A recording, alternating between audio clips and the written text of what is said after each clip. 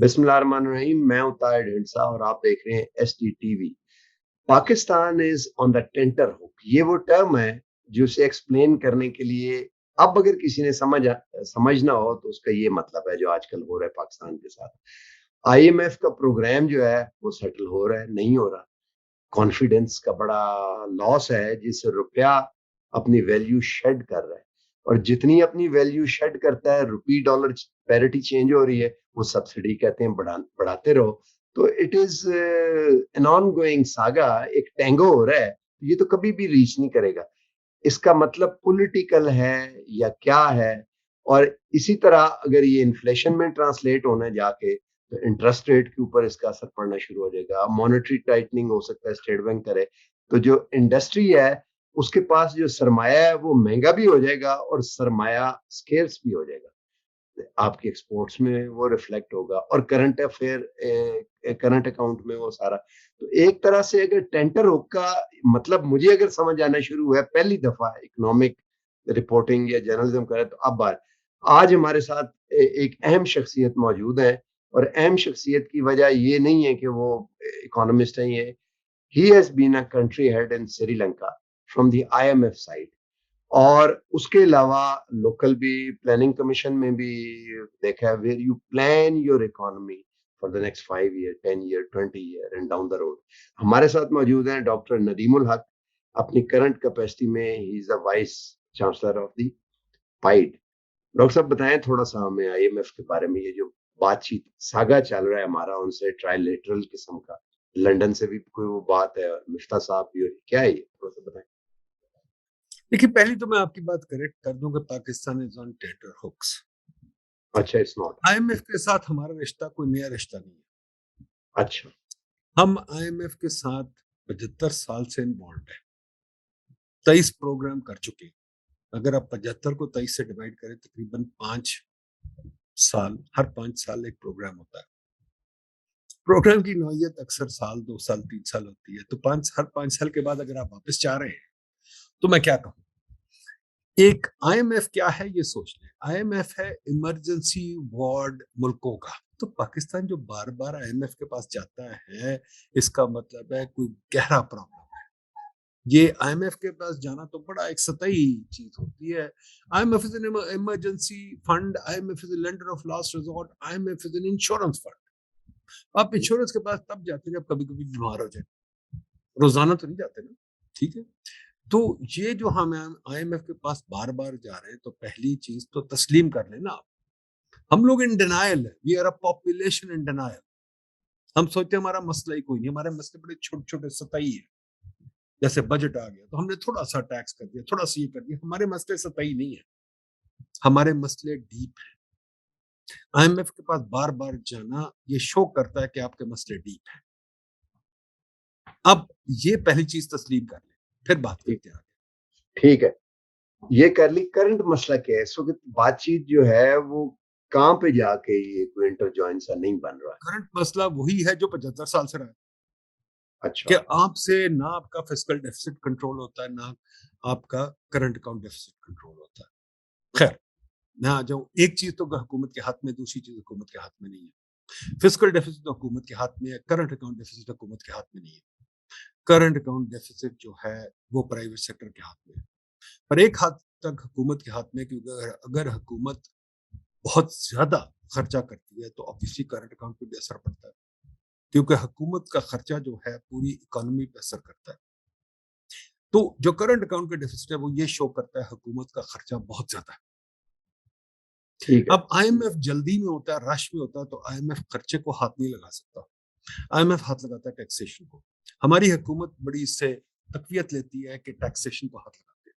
तो हमारी हुकूमत पूरे मुल्क पे दावा कर देती है कि टैक्स चोर है, हालांकि हम कोई टैक्स चोर नहीं है। हम उतने ही टैक्स चोर है जितना कोई और मुल्क है। ठीक है। बट ये जरूरी है कि हमारी हुकूमत बहुत बड़ी है।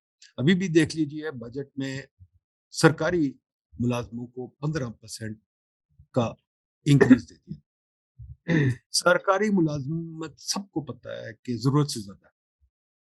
सरकारी मुलाजमत कम होनी चाहिए, कम होनी चाहिए। सरकारी मुलाजमत की जो नौयत है बहुत ज्यादा। सरकार कोई 5 मिलियन बंदे एम्प्लॉय करती है, हमें कम करना पड़ेगा। और इसकी एक और अलामत आपको दिखा दूं जो आप खुद जानते हैं बड़ी अच्छी तरह, कि आपका बिजली का निजाम बिल्कुल टूटा हुआ है। बिजली के निजाम में आपके पास 2.5 ट्रिलियन रुपया लॉस पड़ा है, जबकि आप पहले तकरीबन 7 ट्रिलियन दे चुके हैं।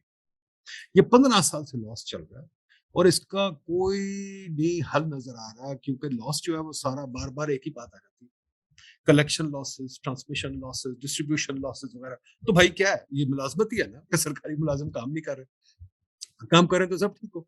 टैक्स पे भी आप कहते हैं बार बार, तो वो भी क्या है भाई, एफटीआर का मसला है ना, क्यों नहीं ठीक होता। अच्छा, इसी तरह आ जाए पीआईए पे, स्टील मिल पे, रेलवे पे, हर जगह सरकारी मुलाजमत का प्रॉब्लम है कि आप सरकारी मुलाजमों को आपने हमारे लाडले समझो, नेशनल लाडले हैं, उनको हम हाथी नहीं लगा सकते, उनको पे इंक्रीज देनी पड़ती है, उनको और चीजें देनी पड़ती है, तो फिर आपका बजट बढ़ता जाएगा। नंबर 2, एक और बहुत बड़ा मसला है, हर हुकूमत आती है नए दायरे बना देती है, कोई प्रोसेस होना चाहिए। जैसे अमेरिका में जब नया दायरा बनता है तो बाकायदा पार्लियामेंट से परमिशन लेनी पड़ती है, पर खैर हमारा पार्लियामेंट मिलता भी नहीं, बात भी नहीं करता, तो हम क्या करें। पार्लियामेंट की जो लॉज है वो तो एक रात में 36 लॉज पास हो जाती, तो हम करें क्या, हमारा ये भी निजाम टूटा हुआ है। पार्लियामेंट में डिस्कशन डिबेट कोई होती नहीं, डिस्कशन डिबेट हो तो आपको मुझे कुछ पता चले। अब नए इदारे आप बना देते, जैसे खान साहब आए थे पिछले प्राइम मिनिस्टर, उन्होंने नया पाकिस्तान हाउसिंग अथॉरिटी बना दी, फिर हर सूबे में बन गई, अब 5 नया पाकिस्तान हाउसिंग अथॉरिटीज जिनके खर्चे बजट पे हैं। अब वो मुझे बताएं बंद क्यों नहीं होती। आपकी एक एरा बनी थी अर्थक्वेक जब 2005 में आया था, वो बंद नहीं हुई अभी तक एरा, माशाल्लाह, बल्कि परमानेंट हो गई। अब एक अर्थक्वेक रिलीफ अथॉरिटी जो कि अर्थक्वेक 2005 में आया था, उसको आपने परमानेंट कर दिया। डिजास्टर मैनेजमेंट अथॉरिटीज आपके पास है और ये भी है, फिर एनसीओसी भी बन गई। अब कोई पता नहीं, इस्लामाबाद में हमने हिसाब लगाया 134 रेगुलेटरी अथॉरिटीज, अभी इतनी रेगुलेटरी अथॉरिटीज क्यों चाहिए।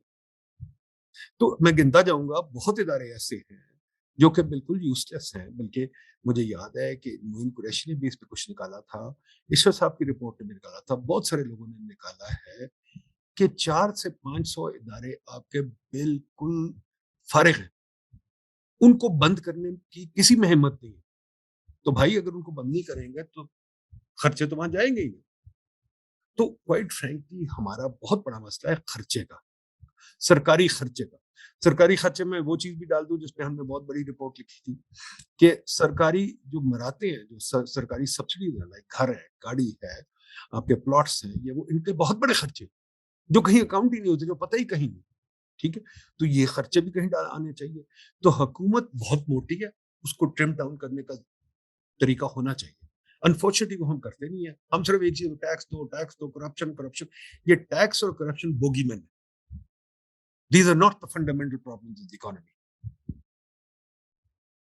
जी, अच्छा, ये तो है, लेकिन मुलाजमीन इतने जाएंगे तो उनको आप, ये तो सिविल अनरेस्ट हो सकता है। या तो आप ग्रेजुअली करें, ग्रेजुअली 10 ईयर का, उसके लिए बड़ा परसिस्टेंस हो के और वो सारा कुछ हो। एकदम तो आप ये कर नहीं सकते। अब एकदम क्या किया जाए। आप इस साल फिर का भी बजट जो है, मैं कोई एक चीज नहीं कह रहा एक दम करें या 2 दम करें या 5 दम करें। मैं तो ये बात कर रहा हूँ 75 साल की बीमारी को आपने ठीक करने के नहीं करना। ये जो है ना कि the immediate is the enemy of the long term, ये हमारी साइकोलॉजी में बैठ चुका है। पूरी हुकूमत हर वक्त यही करती है, आग लगी हुई है, आग लगी हुई है, आग लगी हुई है, जल्दी भागो, जल्दी भागो। तो क्राइसिस में, हम क्राइसिस मोड में 75 साल से बैठे हुए। हर प्राइम मिनिस्टर आता है, हर हुक्मरान आता है, कहता है जल्दी करो, मीटिंगें करो, मीटिंगें करो। कोई प्लान नहीं बनता। आपने बात की थी प्लानिंग, प्लानिंग कमीशन फारिग है, प्लानिंग कमीशन को बंद कर रहे हैं, वहां कुछ बंद नहीं कर रहे हैं। कर देना चाहिए। बंद, मैं तो नहीं, अच्छा, कर कोई नहीं रहा, कर कोई, इस मुल्क में तो किसी में दम ही नहीं कुछ बंद करे। यहाँ तो एक स्कूल नहीं बंद हो सकता भाई, यहाँ तो एक छोटा सा 2 बंदों का इदारा नहीं बंद हो सकता। यहाँ इस मुल्क में किसमें हिम्मत है। आप हर बंदा कहेगा क्राइसिस है, क्राइसिस है। भाई क्राइसिस है तो फिर कुछ करे ना। अब ये कहना 1 दम 2 दम 3 दम, तो ठीक है यार, फिर भुगते, फिर अच्छा, भुगते। मुझे ये तो आपने बीमारी बताई ना, लेकिन इसके सिंड्रोम्स और सिम्टम्स असल में तो इस वक्त वो तंग कर रहे हैं ना, उनके लिए क्या किया जाए अब इस उनके बजट लिए में। इलाज, और भाई उनके लिए इलाज किया जाए। ये ना करे कि सिम्टम को लेके क्राइसिस क्राइसिस, आग क्या, लगी आग बताएं लगी। ना, बताएं आप क्या किया आपने एक फिल्म देखी थी टावरिंग इन्फर्नो, जाए। मैंने बड़ी सुनी हुई है, और लेकिन फिल्म, या एक और फिल्म थी डांटेस पीक, आप देख लें जरा वो फिल्म में, हाँ, डिजास्टर, हाँ, डिजास्टर फिल्म। डिजास्टर फिल्मों में क्या होता है, शुरू में डिजास्टर होता है तो सारे अफरा तफरी भागते हैं और पानी फेंकते हैं, ये करते हैं वो करते हैं, कुछ नहीं जब ठीक होता तो फिर कोई ना कोई बंदा कहता है भाई प्लान लेके बैठो, पहले प्लान बनाओ फिर कुछ करेंगे। तो वो टाउन के या बिल्डिंग के प्लान्स लेते हैं, बैठ के सोचते हैं, एक प्लान बनाते हैं, उसको फिर इम्प्लीमेंट करते हैं। पर वो प्लान ऐसे बनाते हैं, उनको साइंटिफिक होता है, वो ये नहीं होता कि पॉलिटिकल होता है, साइंटिफिक होता है। हम लोग साइंटिफिक प्लान बनाने के आदी नहीं, हम लोग चाहते ही नहीं साइंटिफिक प्लान बनाए। अगर आपने साइंटिफिक प्लान बनाना है तो उस पर बात कर सकते हैं। अगर ये कहना आग लगी हुई हम कुछ नहीं कर सकते तो फिर यार खुदा के साइंटिफिक वास्ते बताए ना आप अगर साइंटिफिक। ये है कि मुझे आप कहेंगे कि डॉक्टर साहब मुझे कैंसर हुआ पर ऑपरेशन ना करें, तो फिर मैं आपको क्या सलाह दूंगा? मैं आपको कहूंगा भाई चले जाए, हकीम के पास चले जाए, तो इंशाल्लाह मर जाएंगे, मैं क्या कर सकता हूँ? अगर कैंसर हुआ है सर तो फिर 3 चीजें बहुत जरूरी है, स्लैश, पॉइजन एंड बर्न, तीनों तकलीफ देती है। ठीक है, एक काटना पड़ता है, दूसरा रेडिएशन देनी पड़ती है, तीसरा उसको केमिकल देने पड़ते हैं जो वो आपकी होती है कीमो। तीनों चीजें दर्द करती हैं, तीनों चीजें टाइम लेती हैं और तीनों चीजें आपको तकरीबन मतलब बेड़ागर करके रख देती है, बाल भी गिर जाते हैं, सब कुछ हो जाता है। इलाज कराना होता है तो कराना होता है, तो यहाँ भी इलाज करना पड़ेगा, उसमें लाडले कोई नहीं। जैसे कि पेट्रोल की कीमत जो है, यस 50 से 60 में भी 80 और बढ़ेगी और बढ़नी चाहिए। हाँ ये ठीक है। कहना कि हमने कोई पेन नहीं लेनी, ये गलत बात है। आपका कसूर था, मुल्क का कसूर था, हम सबका मिल के कसूर था। हम सब ने पैसे ज्यादा खर्चे, हमने सब ने ज्यादा बदमाशी की है। अब हम सबको कुछ ना कुछ तो खुमियाजा भुगतना पड़ेगा, तकलीफ तो लेनी पड़ेगी, पेन तो लेनी पड़ेगी कि नहीं धनसा साहब? ठीक है, तो अगर ये आपने पेन लेनी है तो पहली चीज पेट्रोल की कीमत तो बढ़ेगी, बिजली की कीमत बढ़ेगी। ठीक है, ठीक है, ये हो अगर गया। और अगर आपने बिजली के निजाम को नहीं ठीक करना, अपने लाडलों को तनख्वाह देनी है, तो फिर और कीमत बढ़ेगी, फिर हर साल कीमत बढ़ेगी। एक्सेप्ट कर, या तो फिर डिस्ट्रीब्यूशन कहें कंपनी, वो जो डिस्कोस थी वो हुई तो थी एक दफा, क्या हुई थी, क्या हुआ डिस्को था? कुछ। एक बंदा वहां से फायर नहीं हुआ। अपने अच्छा, सरकारी इन्होंने पॉलिटिकल वर्कर्स भर्ती किए वो दबा के, सिर्फ नाम चेंज किया इन्होंने। सिर्फ नाम चेंज किया और क्या किया, और क्या किया? पीआईए में अच्छा, क्या किया? पीआईए में अभी भी आपको पता है पर जहाज सबसे ज्यादा दुनिया में एम्प्लॉयमेंट है पीआईए में। ठीक है, तो अगर आपने इतना ओवरलोड कर देना है तो फिर कुछ ना कुछ तो होना है। तो हमें कहीं ना कहीं सरकारी मुलाजमीन को रोकना पड़ेगा। अभी भी मिनिस्टर फोन करते हैं हम लोगों को, सबको, सब पूरी दुनिया में फोन कर रहे हैं और एम्प्लॉय करो बंदा। यार government is not an employment agency. एहसास है आपके पास, वहां रखे बंदा, मतलब रखे नहीं, वहां से सब्सिडी दे। हुकूमत सरकारी मुलाजमत is not to be abused, number एक। नंबर दो, इंटरेस्ट रेट आपको बढ़ाना पड़ेगा, चाहे 16-17 पे लेके जाना पड़ेगा। नंबर तीन, एक्सचेंज रेट नीचे जानी पड़ेगी। अच्छा, नंबर किसको चार, बढ़ाना पड़ेगा? एक्सचेंज रेट नीचे जानी पड़ेगी। अच्छा ठीक है, ठीक। नंबर चार, आपको हुकूमत में 400-500 एजेंसीज को बंद करना पड़ेगा और करना चाहिए। नंबर पांच, डिस्कोर्स को आजाद करें, गवर्नेंस उनकी ठीक करें। मैं नहीं कहता प्राइवेटाइज करें, प्राइवेटाइज नहीं हो सकते बिकॉज दे मोनोपोलीज, मोनोपोली को प्राइवेटाइज नहीं किया जाता। आप उनको आजाद करें, उनका निजाम ऐसा बनाएं कि वो चल सके on their own, without over employment, without क्या कहते हैं गवर्नमेंट इंटरफेरेंस। ठीक है जी। तीसरी चीज, अब छठी चीज, आपको वीट की खरीदो फरोख्त बंद करें, फर्टिलाइजर की सब्सिडी बंद करें। नंबर छह, गाड़ियों की प्रोटेक्शन को कम करें, ये नहीं कि सेठों को मराद देते जाए। ठीक है, बाकी टैरिफ अपना ठीक करें, टैरिफ प्रोटेक्शन कम करें। कई इंडस्ट्रीज को मरने दें, मरती हैं तो मर जाए, कोई बात नहीं। हर इंडस्ट्री, कुरान में नहीं लिखा हुआ कि आपने हमेशा के लिए जिंदा रखनी है। Sugar industry for example, price of water ठीक करे, अगर कम हो जाती है, कुछ मिलें खत्म हो जाती है, कोई बड़ी बात नहीं है। ठीक है, टेक्सटाइल की 400-500 मिलें फारिग पड़ी हैं, उनको एम एंड ए होने दें, उनको फारिग होने दें, बैंक्रप्सी लॉ के लिए क्या है, बैंक्रप्सी होने दें लोगों की। जी, मोटी मोटी बातें है, करनी पड़ेगी आपको, कुछ ना कुछ तो करना। स्टॉक मार्केट आपकी बिल्कुल फारिग है, स्टॉक मार्केट रिफॉर्म करें ताकि वो रिहेबिलिटेट हो। स्टॉक मार्केट में इस वक्त कोई आपका स्क्रिप्ट ही नहीं है। There are so many things I can think of that need to be done. पर अगर आपने करना ही नहीं, सारा वक्त कहना "ओए, आग लगी हुई, बस मीटिंग करो, कुछ नहीं करो", तो फिर तो कुछ नहीं हो सकता। अच्छा, ये तो एक्चुअल मैयर्स है ना इस वक्त। What do you think? अच्छा, ये एक तो बात ही होगी। दूसरा, what do you see now in the, मतलब इस देखें अब क्या लगता है आपको आगे कि अब क्या होगा? मैं मोर इसलिए, मडलिंग, मैं क्या होगा? मोर मडलिंग। अच्छा, वो तो ठीक है। मैं इसलिए पूछ रहा हूँ कि आज मैंने एक लीडिंग बिजनेसमैन का सुबह इंटरव्यू, लीडिंग क्या मतलब साइजेबल बिजनेसमैन, वो कह रहा था कि एक्सचेंज रेट पैरिटी अब मेंटेन करनी चाहिए वरना एक्सपोर्ट खराब हो जाएंगी। मैंने कहा 205 पे करनी चाहिए, डू यू थिंक पेट्रोल महंगा हो जाएगा, आपके ऑर्डर्स? वो कहता है तो वो they are running the show, government में तो वो जाहिर है उनकी इनग्रेस होती है सारा। तो ये अब कौन करेगा इस तरह? वो ही वाज फर्म के 205 से अब देखिए कम जी, ना जाए।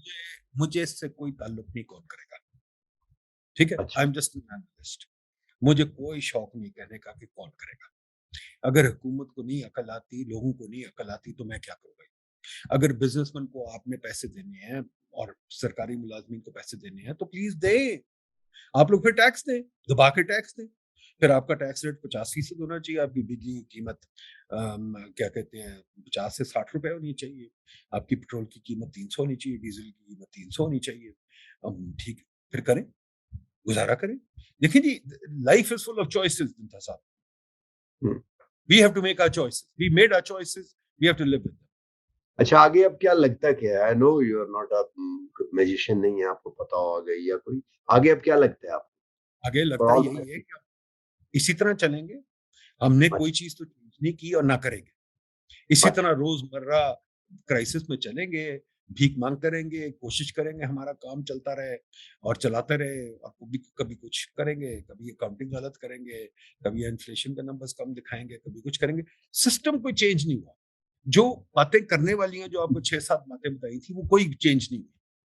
ठीक है? पॉलिसी मेकिंग चेंज नहीं हुई। पॉलिसी मेकिंग वही हरी में है कि मीटिंग है, मीटिंग है, मीटिंग है करते रहो। शहबाज शरीफ कहते हैं जी, प्राइम मिनिस्टर साहब कहते हैं 6 दिन की छुट्टी हो, 6 दिन की वीक होगी, सुबह 8 बजे 7 बजे काम करेंगे। ज्यादा काम करने से कुछ नहीं होना। हमें चाहिए intelligent work. We need proper work. मीटिंगों से कुछ नहीं होता। बल्कि मेरी गुजारिश है, और उस पर पेपर भी लिखा है, कि मीटिंगें कम करें। बिल्कुल ठीक मीटिंगें है। कम करें। मैंने खान साहब को भी एक पेपर लिखा था, लॉन्ग टाइम एडवाइस की थी पुराने प्राइम मिनिस्टर को। खान साहब मीटिंगें कम करें। इन प्राइम मिनिस्टर को भी यही मेरी गुजारिश है, मीटिंगें कम करके कोशिश करें दिन में 3-4 घंटे फारिग रखें पढ़ने के लिए। पढ़ना बहुत जरूरी है। और अच्छे पेपर्स बनवाएं, और अच्छे पेपर्स पे अच्छे तरीके से मीटिंग करें। 500 बंदे की मीटिंग इज यूजलेस। 500 बंदे की मीटिंग में सिर्फ बड़बोले बोलते हैं, जो असली सोचने वाले वो नहीं बोलते। हमारा प्रोसेस ही गलत है। 500 बंदे की मीटिंग करते हैं, जिन बंदों को शोर मचाना आता है वो मचाते हैं। हम सोचते हैं मीटिंग हो गई। जो बेचारा सोचने वाला बंदा है, जिसको कुछ पता है, वो चुप रहता है। तो बिल्कुल वी ठीक हैव टू है। रियली थिंक अबाउट इट कि हम चाहते क्या है। हमारा प्रोसेस ऑफ वर्क ही गलत है। हमारे पास पेपर ही कोई नहीं आता। फॉर एग्जांपल, मैं आपसे पूछता हूं साहब, बिजली के क्राइसिस को आज 15 साल हो गए। कोई सरकारी व्हाइट पेपर या पेपर है बिजली के निजाम पे? मैंने तो नहीं देखा। सेमिनार कोई। बहुत हुए। हाँ जी। नहीं, सेमिनार्स बड़े होते हैं। सेमिनार तो आप और मैं करवाते हैं ना। हाँ, सरकार का सेमिनार काम सेमिनार तो नहीं ना। सरकार का काम है व्हाइट पेपर देना या पॉलिसी पेपर देना। वो तो कोई नहीं हुआ। पार्लियामेंट में कोई डिस्कशन हुई है इस पे? पार्लियामेंट में तो ऐसा नहीं हुई, लेकिन कमेटीज में होती है कई दफा। मेरा स्टैंडिंग मतलब ये कमेटीज जो है उनमें कुछ ना है, कुछ सर जी, बातचीत होती है वैसे। कुछ ना कुछ जो होता है स्टैंडिंग कमेटी, मैं भी गया हूँ, आप भी गए हो, डिफरेंट बात है। बात हाँ, सिंपल है। दुनिया में जो प्रोसीजर बने हुए, जब पार्लियामेंट कोई चीज सीरियसली डिस्कस करता है प्रॉपरली, जैसे अमेरिका में होता है, ठीक है, जो हम रोज सी स्पैन पे देखते हैं, तो उस वक्त कौन पूरी नोटिस करती है और सीरियसली लेती है चीज को। ठीक है। अब अगर यहाँ होता ही नहीं है चीज, तो क्या सीरियसली लेते हैं? एक मीटिंग हुई जिसमें 500 बंदे आ गए, किसी ने पावर पॉइंट प्रेजेंटेशन दी। अच्छा, ये बताइए कि अभी ये आईएमएफ के साथ प्रोग्राम अगर हो जाता है, नहीं होता तो वो एक अलग सिनेरियो, अगर हो जाता है तो what are the 1 2 3 first things जो आप समझते हैं कि गवर्नमेंट को इमीडिएटली करनी चाहिए उसके बाद? पहली चीज तो आईएमएफ के साथ प्रोग्राम होगा। हाँ, वो होगा, ठीक है। इसमें कोई ऐसी गुंजाइश शक की है नहीं कि आईएमएफ के साथ प्रोग्राम नहीं होगा। जो हमारी हालत है, हमारा सर्वाइवल उसके बगैर नहीं है, तो हमें ठीक है। करना ही पड़ेगा। और आईएमएफ भी हमें कुछ ना कुछ छूट दे देगा, बिकॉज वो भी नहीं चाहते कि यहाँ सिविल अनरेस्ट हो। तो प्रोग्राम तो होगा, पक्का पक्का होगा। अब बात सिर्फ है किन शराइत में होगा। ठीक है। आईएमएफ कोशिश करेगा फिस्कल डेफिसिट नीचे लाने की। ठीक है। अब वो किस हद तक, कितनी हद तक नीचे आएगा देख लेंगे। बट हमें प्राइसेस और बढ़ानी पड़ेगी, पक्का पक्का। हमें टैक्सेशन और बढ़ानी पड़ेगी, पक्का पक्का। ठीक है। ये 2 चीजें होंगी। बाकी आईएमएफ और शराइत लगाएगा, थिंग लाइक प्राइवेटाइजेशन करो, वो हमसे होनी नहीं। प्राइवेटाइजेशन तो हमसे होनी नहीं, तो भूल जाए, वो तो एक फर्जी कंडीशन होगी। बाकी आईएमएफ कंडीशन लगाएगा कि जी आप क्या कहते हैं सिंगल ट्रेजरी अकाउंट बनाए, वो भी 15 साल से लग रही है, शायद बन जाए शायद ना बने। ठीक है। बाकी आईएमएफ ने कंडीशन लगा दी है स्टेट बैंक पे, वो तो ठीक है, ऑलरेडी है। कि जी इंडिपेंडेंस दे दें। तो उसके अलावा मुझे नहीं ख्याल कोई बड़ी बात होगी। बाकी बातें हमें खुद करनी है, वो बिजली पे भी लगाएंगे कोई कंडीशंस, पर वो हमें हमारा काम है हम इकोनॉमी की डीरेगुलेशन करें। फॉर एग्जांपल हमने पीएडी में हिसाब लगाया, स्लज एक चीज है, डीरेगुलेशन के रेगुलेशन का कॉस्ट इकोनॉमी पे तकरीबन 100% जीडीपी का आ रहा है, बल्कि शायद ज्यादा आ रहा है। हमने तो रेगुलेशन का? Regulation is very costly, regulation अच्छा, very costly. It costs 50% of GDP in only 15 activities. अगर हम पूरा हिसाब लगाए, it's multiple of GDP। हर नहीं चीज आप ये नेपरा वगैरह वगैरह ये नहीं होना चाहिए? नहीं सर, ये रेगुलेशन तो नहीं है। अच्छा, वो रेगुलेशन जो है वो ये है कि मुझे हर चीज पे एनओसी लेना पड़ता है। अच्छा वो कितने एनओसी है? हम तो ये कह रहे हैं कि एनओसी को अबॉलिश कर। एनओसी चीज क्या है? एनओसी का मतलब ये है कि जैसे टीचर से नहीं पूछते थे, please sir may I go to the bathroom, that's an NOC. Bathroom जाना है तो मुझे जाना है यार, टीचर अगर नो कहेगा तो मैं क्या करूंगा, जाना तो है ही, ठीक है ना। बचपन में जब मैं बच्चा था, कई लोगों को परमिशन नहीं मिलती थी, वो वही हो जाता था। तो वो तो नहीं आपको चाहिए ना, please sir may I go to the bathroom. वो सारे ब्यूरोक्रेट्स एनओसी लेके बैठे हुए। कई कई चीजों पे हमने हिसाब लगाया, 15 एनओसी है, 20 एनओसी है, 10 एनओसी है। ये एनओसी का निजाम खत्म करें। सिंगल विंडो हम बार बार करते हैं भाई, एक चीज नहीं होती नेट पे, हर चीज आपको जाके फिजिकली जाना पड़ता है। अच्छा फिर सिंपल एक उसके ऊपर अटेस्टेशन जो डॉक्यूमेंटेशन का निजाम है, स्टैंप पेपर लेके जाएं, ये करें। ये तो आप एक जेनेरिक बात बता रहे हैं ना। सर्कुलर डेट के लिए क्या किया जाए? तो let's G be on the ये जेनेरिक बात कैसे है? ये नहीं, सॉरी सॉरी जेनेरिक से सॉरी, मुराद है कि कोई जेनेरिक गवर्नेंस नहीं है। ये गवर्नेंस इकोनॉमी, नो सॉरी, ये इकोनॉमी का सबसे बड़ा मसला है इस वक्त। आपकी इन्वेस्टमेंट रेट क्यों इतनी लो है? क्योंकि आप काम ही किसी को नहीं करने देते। ये जनाब सर, एक बंदा जो बिजनेस कर रहा है सारा वक्त तो दफ्तरों में चक्कर लगा रहा था, उसने काम क्या करना है? अगर आप दफ्तरों के चक्कर बंद करेंगे तो लोग काम करेंगे, ये मसला है। ठीक है। अच्छा, अगर आप सर्कुलर डेट कह रहे हैं, circular debt is a difficult thing but it's also very simple. आप डिस्कोस को आजादी देना, हर डिस्को के बोर्ड पे वही बंदे लगे हुए हैं, वही सिफारशी और वही ब्यूरोक्रेट्स। आप डिस्कोस को टोटल इंडिपेंडेंस है, लाहौर का डिस्को लाहौर को दे दें, फैसलाबाद का डिस्को फैसलाबाद को दे, लोकल गवर्नमेंट चलाए, वो लोकल गवर्नमेंट उसकी भरे लॉसेस, और अच्छे बंदे रखे, और अच्छे बंदे रखे एट परफॉर्मेंस कॉन्ट्रैक्ट, और उनमें से चीजें निकाले, और ट्रांसमिशन एंड डिस्ट्रीब्यूशन की जो लाइंस है उनको रिफर्बिश करें। बड़ी पुरानी बात हो गई है, 15 20 ये 30 साल से हम। कैपेसिटी चार्जेस और वो सारा और रॉन्ग फ्यूल और वो टैरिफ, वो जनरेशन साइड का जो है वो देखें जी, जनरेशन साइड का आईपीपीज 94 के बाद बंद हो जाने चाहिए। आप बार बार क्यों साइन करते हैं? ठीक है, आईपीपीज होने ही नहीं चाहिए। अब आईपीपीज हमें बाय लॉ फिनिश कर देना चाहिए, पीपीआईबी एज एन एजेंसी को खत्म कर दे। ठीक है। अब energy should be a regular business, हुकूमत भी लगाए और लोग भी लगाए। ये जो तमाशे हमने बनाए हुए ना कि जी आईपीपीज भी होंगी, फिर हर बंदा सीक्रेटली फिर रहा होता है कागज लेके कि ताहिर साहब आप सेक्रेटरी हैं, मुझे भी आईपीपी दे दें। आईपीपी तो बड़ा अच्छा, बड़ी अच्छी बिजनेस है, मुझे भी दे दें, मैं भी माशाल्लाह करोड़पति अरबपति बन जाऊंगा कल। आईपीपी से बेहतर बिजनेस क्या है कि गवर्नमेंट गारंटी करती है कि सौदा भी आपसे लेगी, इनपुट भी प्रोवाइड करेगी, आप तो एक ठेकेदारी बीच में बन जाते हैं ना। और वो ठेकेदार जिसका लॉस ही कोई नहीं है, जिसकी चांदी चांदी है। तो ये तो एक स्टूपिड निजाम था जो वर्ल्ड बैंक ने हमें दिया था। वर्ल्ड बैंक से कोई पूछने वाला ही नहीं है, हम पूछते ही नहीं, हम सोचते वर्ल्ड बैंक को बड़ा अफलातून है। पर वर्ल्ड बैंक का कसूर था, हमने आईपीपी साइन किया और आज तक करी जा रहे हैं बगैर सोचे समझे। इसको बंद कर देना चाहिए। अब हमें लॉ पास कर देनी चाहिए कि आईपीपी आज के बाद कभी नहीं होगा। अगर दोबारा ये तो आईपीपी। बातें हुई। मैं एक और चीज, प्रोग्राम बहुत लंबा होता जा रहा है, मेरा ख्याल है इस पे सेकंड प्रोग्राम कर जल्दी एक और करते हैं। मैं से दो चार लफ्जों में अगर सम अप कर सकें, श्रीलंका को थोड़ा सा डिस्कस करें, ज्यादा नहीं, थोड़ा सा, ताकि मेन फोकस इसी पे रहे। श्रीलंका हाउ ने वी आर वही डिफरेंट या सिमिलर या श्रीलंका डिफरेंट। ने वही गलतियां की जो हमने की थी, जो हमने की जी है। श्रीलंका मुझे भी बुला रहा था वापस, वहां के आ जाओ, बताओ हमें एडवाइस करो। मैं नहीं गया, मैंने कहा क्या फायदा बताने का। पॉइंट बड़ा सिंपल है, वो भी बड़े खुददार लोग बनते थे, उन्होंने भी डोमेस्टिक वायलेंस काफी की, उन्होंने भी बड़ी कोशिश की कि जी अपना हम खुददारी रखें और हम अपने बड़े चैंपियन हैं वगैरह, पर वो हमसे बेहतर है कहीं। उनकी कॉर्पोरेट गवर्नेंस हमसे बहुत बेहतर है, उनकी फाइनेंशियल मार्केट हमसे बेहतर है, ठीक है, उनकी ओपननेस हमसे बेहतर है।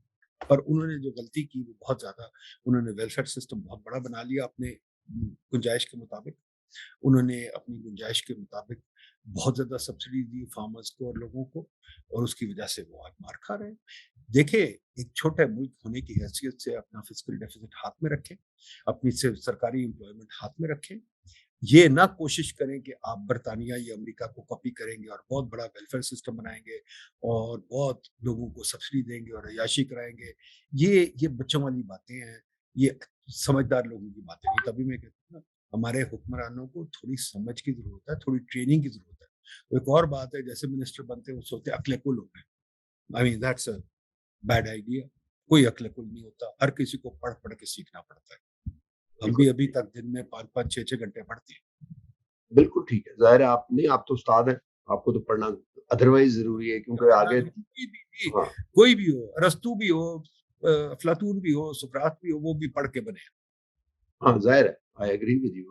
तो बहुत-बहुत शुक्रिया फॉर गिविंग टाइम और आपके साथ एक और प्रोग्राम करेंगे जल्दी और तो for the audience bottom line ये है कि जो हमारी इन्हेरेंट मिस्टेक्स हैं या वो गलतियाँ जो हम करते चले आ रहे हैं और कल्चर का पार्ट बन गए हैं, अब ज़रूरी हो गया है कि हम उनको दुरुस्त करें और नई जो है नई गलतियाँ बेशक करें, लेकिन पुरानी गलतियों क्योंकि नई गलतियाँ अगर आप नया सिस्टम करेंगे तो कोई हो सकती हैं, बट ये पुरानी गलतियों को एक दफ़ा रिमूव करना चाहिए और बॉटम लाइन ये बनती है गवर्नमेंट का साइज़ छोटा किया जाए, बहुत छोटा किया जाए और जो लोग हायर किए जाएँ काम करने के लिए वो मेरिट पे किया जाए। सिंपली प्रोडक्टिविटी को बढ़ाने की ज़रूरत है। आज तक के लिए इतना ही। मिलते हैं अगले प्रोग्राम में। चैनल को लाइक और सब्सक्राइब कर लें और हो सके तो अपने कमेंट्स भी ऑनलाइन आके दें ताकि हम इसको फर्दर प्रोग्राम को इम्प्रूव कर सकें उन कमेंट्स की रोशनी में। अल्लाह हाफ़िज़।